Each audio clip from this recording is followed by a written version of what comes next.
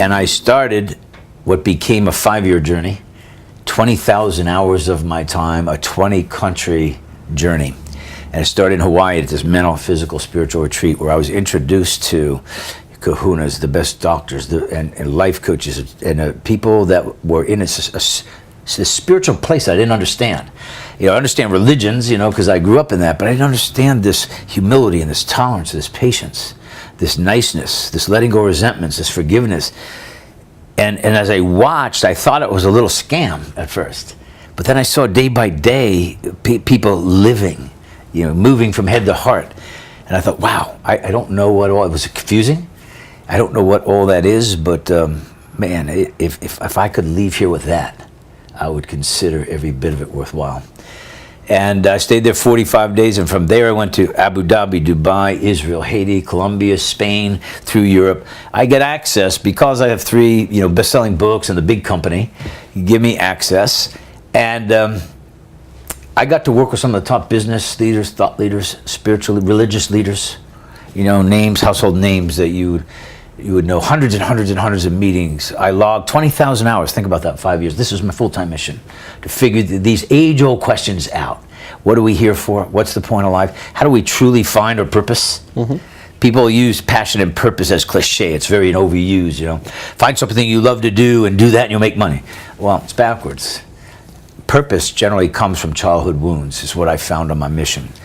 And my question to all was, when I asked who's right, are they all saying the same things in different times, cultures, and languages? All of that 20,000 hours, those 20 countries, those hundreds and hundreds of meetings, I boiled down, and I never even went on a mission thinking I was going to write a book. That was not my mission. My mission was, how do I save my own life?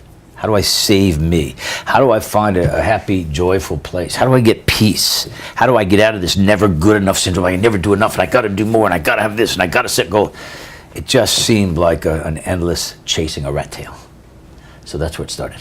So that's the short version.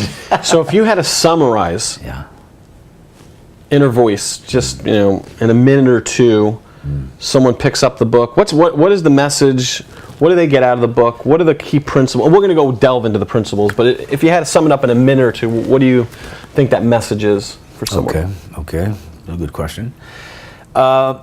Here's what's different about this book. This book is a game changer. You're not going to see this information like in the fake it till you make it books and how to have a positive attitude. It has nothing to do with that.